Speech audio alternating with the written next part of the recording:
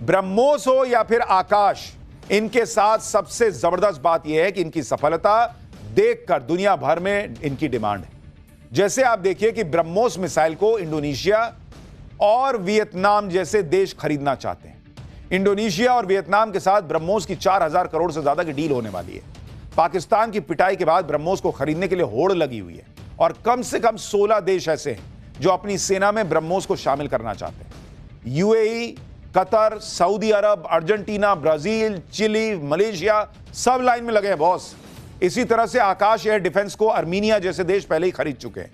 Philippines भी आकाश air defence खरीदने की डील करने वाला है।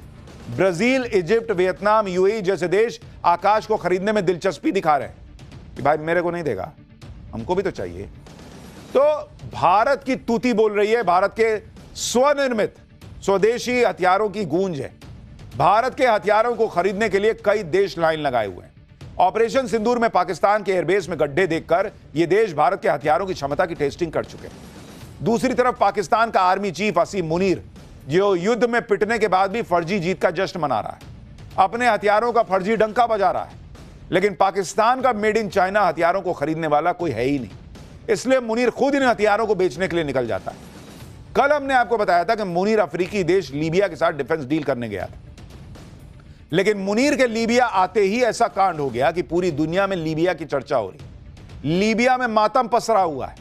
इधर मुनीर के कदम लीबिया में पड़े, या यूं कहिए कि इधर पनौती मुनीर के कदम लीबिया में पड़े, उधर लीबिया पर दुखों का पहाड़ टूट पड़ा। मुनीर लीबिया के लिए ऐसा पनौती साबित हुआ कि लीबिया का आर्मी चीफ ही अचानक मर गया। इधर मुनीर ने लीबिया के साथ अपने कबाड़ हथियारों की डील की, लेकिन मुनीर ऐसा पनौती साबित हो रहा है कि अगले ही दिन लीबिया की पूरी टॉप सैन्य लीडरशिप साफ हो गई। जिस लीबिया में मुनीर हथियार बेचने गया था, उस लीबिया के आर्मी चीफ की प्लेन क्रैश में मौत हो गई। लीबिया के army chief lieutenant general Mohammed Ali Ahmed al Haddad plane crash में मारे गए। जनरल अल हदाद टर्की में थे और वहां से अपने 4 सैन्य अफसरों के साथ प्राइवेट जेट से लीबिया लौट रहे थे, लेकिन टेक ऑफ के तुरंत बाद प्राइवेट जेट लड़खड़ा गया, इलेक्ट्रिक फेलियर हो गया।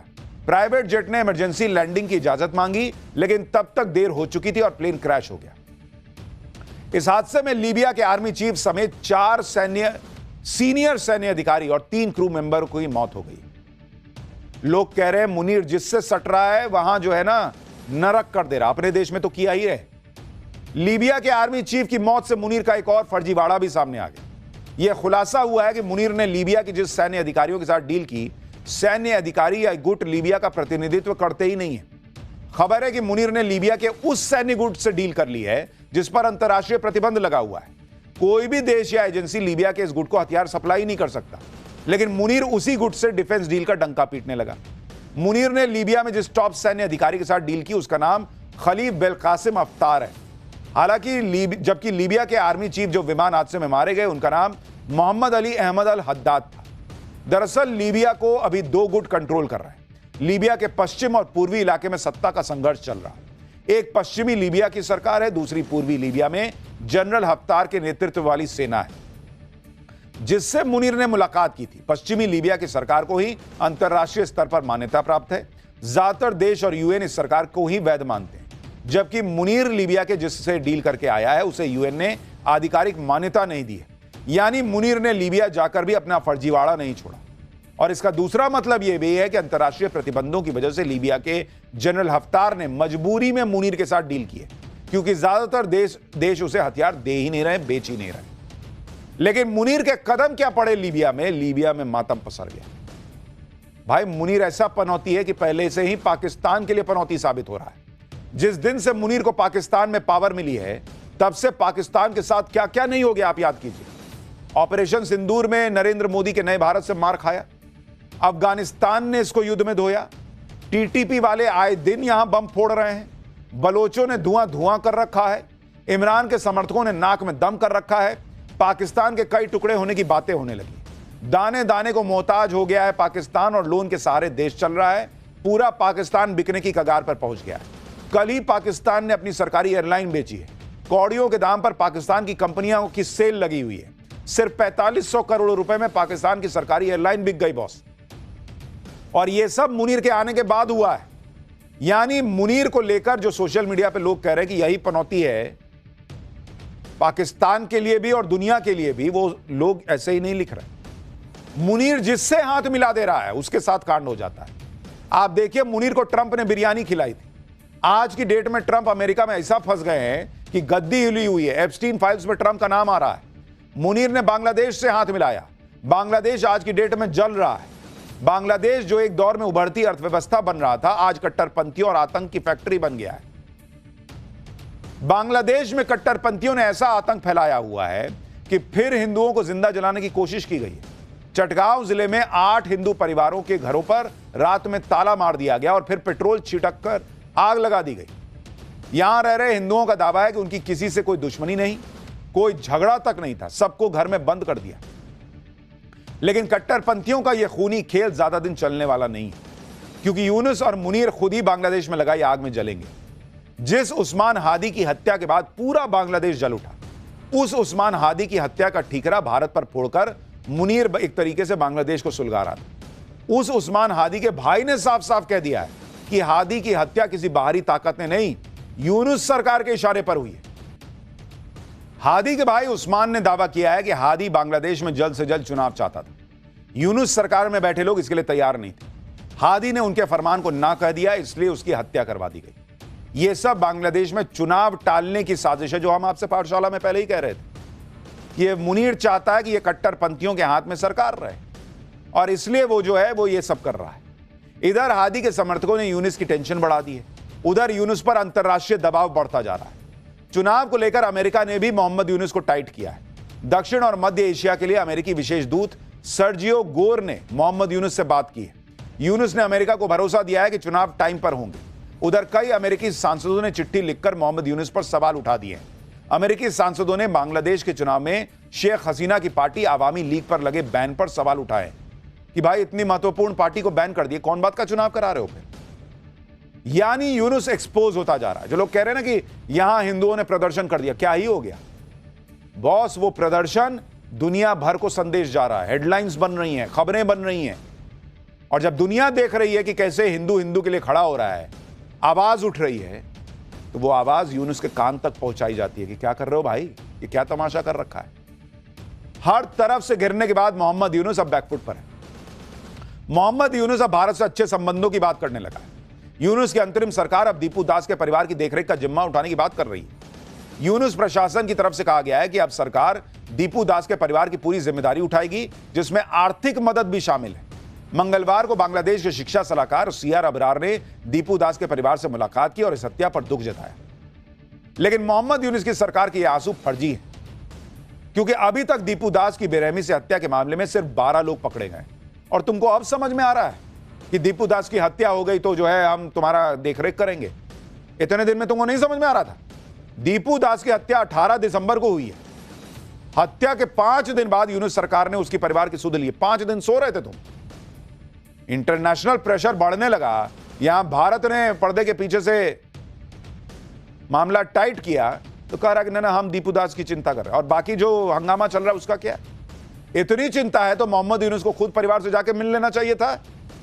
नोबेल का शांति पुरस्कार लिए बैठे हो ना, घर से निकलने में दिक्कत होती है, ठंड में घुटने जम गए हैं। मोहम्मद यूनुस को अभी पाकिस्तान अच्छा लग रहा है, वो पाकिस्तान के साथ भाईचारा बढ़ा रहा है। लेकिन मैं तो बांग्लादेश के बाकी लोगों से पूछता हूं कि यही पाकिस्तान से बच के तुम निकले तब बांग्लादेश बना, भारत की मदद से बना। सब भूल गए कट्टरपंथ के आगे कि किसकी वजह से तुम आज जो है वो खुली हवा में सांस ले रहे हो। लेकिन दिक्कत यह है कि भिखारी पाकिस्तान के साथ से बांग्लादेश को कुछ हासिल होगा नहीं। एक भिखारी दूसरे देश की क्या मदद करेगा। देश चलाने के लिए पैसा, अनाज सब चाहिए होता है। पाकिस्तान के पास है क्या? खुद के लोगों को खिला नहीं पा रहा, बांग्लादेश को क्या देगा। इसलिए मुनीर के चक्कर में मोदी से भिड़ने वाला यूनुस अब पेट भरने के लिए भारत की तरफ देख रहा है। खबर है कि बांग्लादेश भारत से चावल खरीदना चाहता है। पहले बांग्लादेश को लग रहा था कि वो पाकिस्तान से चावल खरीद लेगा, भारत के बिना काम चल जाएगा। लेकिन बांग्लादेश कह रहा है कि भारत का चावल सस्ता है, जबकि दोस्ती की आड़ में पाकिस्तान बांग्लादेश को महंगा चावल चिपका रहा है। बांग्लादेश की मीडिया के मुताबिक बांग्लादेश $355 प्रति टन के रेट से भारत से 50,000 टन चावल खरीदना चाहता है, जबकि पाकिस्तान बांग्लादेश को $395 प्रति टन की रेट से चावल देगा। यानी बांग्लादेश को भारत से डील करने में ज्यादा फायदा दिख रहा है, पैसे बच रहे हैं। इसी बीच मोहम्मद यूनुस की सरकार के आर्थिक सलाहकार सलाहुद्दीन अहमद ने कहा दिया है कि मोहम्मद यूनुस भारत के साथ रिश्तों को सुधारने के लिए कदम उठा रहे हैं। यह खबर ऐसे वक्त में आई है जब रूस ने 2 दिन पहले ही बांग्लादेश को हड़काया था कि भारत के साथ रिश्ते सुधार लो। अब बांग्लादेश की सरकार यह तर्क दे रही है कि ट्रेड पॉलिसी राजनीति के मुताबिक नहीं चलती। अगर भारत से चावल खरीदना सस्ता पड़ेगा तो भारत से खरीदेंगे। बांग्लादेश के आर्थिक सलाहकार अब कह रहे हैं कि उन्हें भारत के साथ कोई कड़वाहट नहीं चाहिए और अगर कोई बाहरी ताकत दिक्कत क्रिएट कर रही है तो ये दोनों देशों के भले में नहीं है। तो बाहरी ताकत कौन है? तुम ही ना बताओगे जी। तुम्हारे यहां तमाशा चल रहा है, तुम ना बताओगे कि तुम क्यों नहीं रोक पा रहे हो किसके इन्फ्लुएंस में आके। और इतना दोस्त है पाकिस्तान तो मांगो सस्ते में तुमको देगा चावल। खाने को कुछ है नहीं, तुमको देगा क्या वो?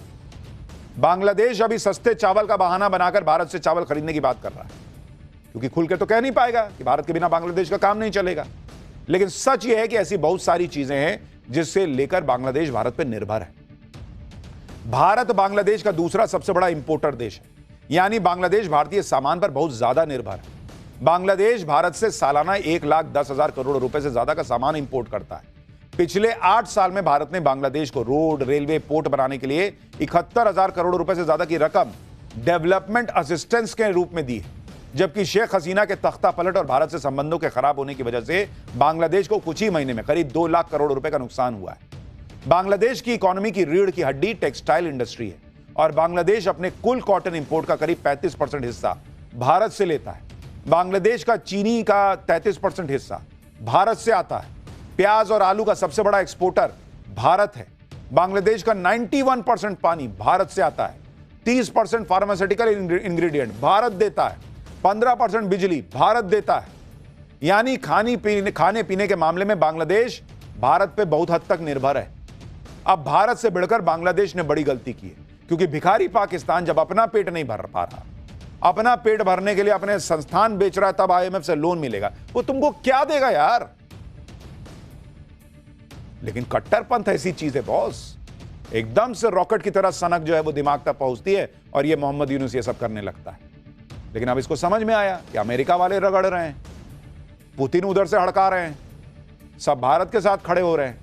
कहीं ऐसा ना हो कि कट्टरपंथियों की कठपुतली बनते बनते मामला ही निपट जाए। दीपू दास की हत्या पर भारत में भड़के हिंदू अब मांग कर रहे हैं कि भारत बांग्लादेश का हुक्का पानी बंद कर दे, चावल ही मत दो इसको, बांग्लादेश लाइन पर आ जाएगा। बांग्लादेश के खिलाफ यह गुस्सा कम नहीं हो रहा। आज भी पश्चिम बंगाल में भारत बांग्लादेश बॉर्डर के पास भयंकर प्रदर्शन हुआ है।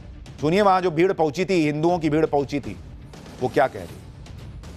पाकिस्तान को हम लोग सबक सिखा दिया, बांग्लादेश को सबक सिखाने का टाइम आ गया। ध्यान से सुन लीजिए आप। सनातन को बचाने के लिए जो भी करना पड़ेगा हम लोग वही करेंगे। सभी हिंदू, दुनिया का हिंदू जाग जाओ। हम ये कहेंगे कि यूनुस सरकार जो कर रहा है अभी ये बहुत ही बुरा कर रहा है। हम लोग अगर चाहते हैं तो हमारा लोग जो बॉर्डर सिक्योरिटी है 10 मिनट के लिए हट जाए तो हम बांग्लादेश को 10 मिनट के अंदर खत्म कर देंगे। ओ हिंदू सनातनी जागो। भारत के अंदर जो ये गुस्सा भड़क रहा है उससे भी बांग्लादेश को यह समझ आ रहा है कि मामला बहुत बिगड़ गया है और हालात संभालना मुश्किल हो जाएगा। इसलिए मोहम्मद यूनुस की टोन कुछ नरम पड़ने लगी। इधर आज कांग्रेस के कार्यकर्ताओं ने जम्मू में बांग्लादेश के खिलाफ प्रदर्शन किया। दीपू दास की हत्या के खिलाफ कांग्रेस ने प्रोटेस्ट किया। खैर, बॉर्डर पे जो तैयारी है, बांग्लादेश का जो टोन नरम पड़ रहा है, देखिए मामला आगे कहां जाएगा। लेकिन फिलहाल पाठशाला में हम आगे बढ़ रहे हैं अगले चैप्टर की तरफ। मोदी से घबराए उद्धव, राज ठाकरे साथ आए। मुंबई के सबसे बड़े चुनाव में क्या धमाका होने वाला है? मोदी के हाथों वो डबल हार, राज उद्धव ने मिलकर राहुल एंड कांग्रेस को किनारे क्यों लगा दिया, अब इसका चैप्टर। भाई, इंडी गठबंधन का सपना तो पीएम मोदी को हराने का है, जिसके लिए भारत से लेकर विदेश तक पीएम मोदी के ऊपर हमले होते हैं। लेकिन सारी कोशिशों के बाद भी इंडी गठबंधन के हाथ क्या लगती है? सिर्फ हार। महाराष्ट्र में भी इंडी गठबंधन ने जोर पूरा लगाया था, लेकिन बीजेपी गठबंधन से जीत नहीं पाया और अब बीएमसी चुनाव के लिए जोर आजमाइश हो रही है। लेकिन बीएमसी चुनाव में इंडी गठबंधन कहीं दिख ही नहीं रहा है। उद्धव ठाकरे और राज ठाकरे की पार्टी ने बीएमसी चुनाव के लिए गठबंधन कर लिया, कांग्रेस को मार दी कोहनी, कांग्रेस अकेले पड़ गई है। जिस कांग्रेस के साथ उद्धव ठाकरे ने लोकसभा और विधानसभा चुनाव लड़ा, उसको किनारे में खड़ा करके छोड़ दिया। उधर बीजेपी सारा ड्रामा देखकर मजे ले रही है, अपनी तैयारी कर रही है। महाराष्ट्र में इस समय यह हाल है कि उद्धव और राज के सामने अस्तित्व का संकट है। भाई, बीएमसी उनके हाथ से गया, खत्म हो जाएगी इनकी पार्टी। अस्तित्व बचाने के लिए दोनों दल अब साथ आ गए, दोनों भाई साथ आ गए। बीजेपी ने कहा मानो रूस यूक्रेन साथ आ गए। बीएमसी के लिए कांग्रेस को कोई भाव ही नहीं दे रहा। उद्धव की पार्टी ने कांग्रेस को टूरिस्ट कह दिया। शरद पवार अजीत पवार अलग खेल कर रहे हैं। बीएमसी में उद्धव ठाकरे की पार्टी का कंट्रोल है और बीएमसी उद्धव ठाकरे के लिए दुधारू गाय की तरह है। अगर यहां हार गए उद्धव ठाकरे तो समझिए चैप्टर क्लोज है बॉस। और यही हाल राज ठाकरे का है, जिनका चैप्टर खुल ही नहीं पा रहा है। वो भी अपना वजूद बचाने की लड़ाई लड़ रहे हैं। कुल मिलाकर महाराष्ट्र में भयंकर गर्मा गर्मी हो रही है। आज इसके बारे में आपको दिखाऊंगा, लेकिन पहले झलक ना देखिएगा बॉस।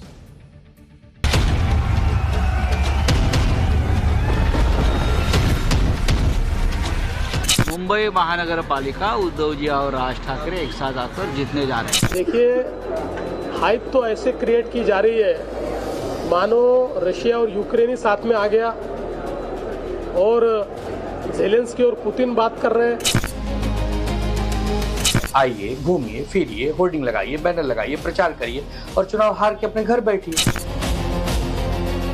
ये तो दोनों अपना अस्तित्व बचाने के लिए साथ में आए हैं।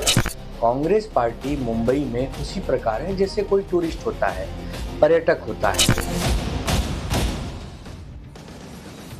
सबसे पहले बात करते हैं उद्धव और राज ठाकरे के बारे में। आज मुंबई में उद्धव ठाकरे और राज ठाकरे ने अपना गठबंधन ऑफिशियली अनाउंस कर दिया। पिछले कई दिनों से इसकी चर्चा चल रही थी, जिसका आज ऐलान हो गया। उद्धव ठाकरे और राज ठाकरे ने प्रेस कॉन्फ्रेंस में साथ मिलकर बीएमसी चुनाव लड़ने का ऐलान किया। उद्धव ठाकरे और राज ठाकरे ने 20 साल पुराना झगड़ा बुलाकर साथ आने का फैसला किया। प्रेस कॉन्फ्रेंस में उद्धव ठाकरे राज ठाकरे के साथ उनके बेटे आदित्य और अमित ठाकरे थे। इससे पहले इसी साल जुलाई में मराठी एकता के नाम पर राज और उद्धव ने रैली की। अब बीएमसी चुनाव के लिए गठबंधन का ऐलान कर दिया है और चुनाव में जीत के दावे भी ठोकने शुरू कर दिए। एक बार सुनिए इनको। मुंबई महानगर पालिका हम जीत रहे हैं जी, चाहे आप कितना भी हमारे खिलाफ काम करो, पैसा बांटो, सत्ता का दुरुपयोग करो, मुंबई महानगर पालिका उद्धव जी और राज ठाकरे एक साथ आकर जीतने जा रहे हैं। संजय राउत दावा ठोक रहे हैं कि हम बीएमसी का चुनाव जीत रहे हैं, चाहे पैसा लगा लो, चाहे सत्ता का दुरुपयोग कर लो।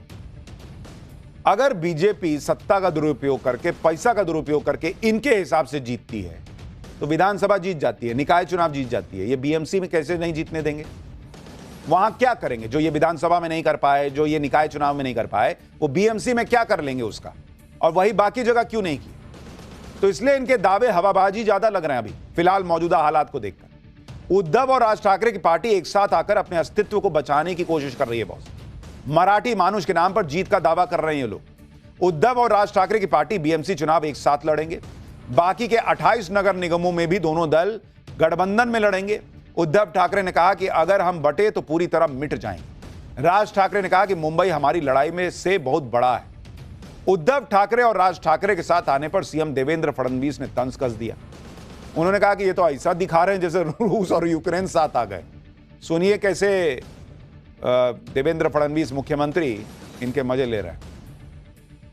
देखिए, हाइप तो ऐसे क्रिएट की जा रही है मानो रशिया और यूक्रेन ही साथ में आ गया और ज़ेलेंस्की और पुतिन बात कर रहे हैं। इस प्रकार की हाइप दो पार्टियां जो अपना अस्तित्व खोज रही है, जिन्होंने अपना अस्तित्व गंवा दिया है, जिन्होंने बार बार भूमिकाएं बदलकर लोगों के बीच अपने बारे में अविश्वास पैदा किया है, जिन्होंने तुष्टीकरण की नीति को अपनाकर एक प्रकार से अपना वोट बैंक खो दिया है, ऐसी दो पार्टियां साथ में आई है तो उनके साथ में आने से कौन सा फर्क पड़ने वाला है? ये तो दोनों अपना अस्तित्व बचाने के लिए साथ में आए हैं।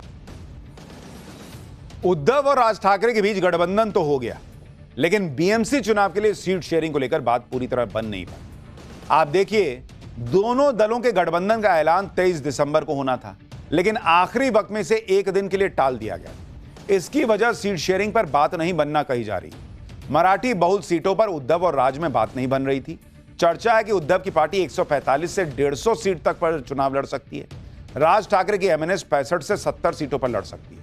शरद पवार की एनसीपी 10 से 12 सीटों पर चुनाव लड़ सकती है।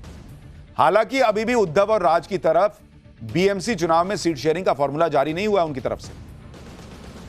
संजय राउत का कहना है कि सीट शेयरिंग तो राजनीति में व्यापार की तरह है। भाइयों के बीच व्यापार नहीं होता।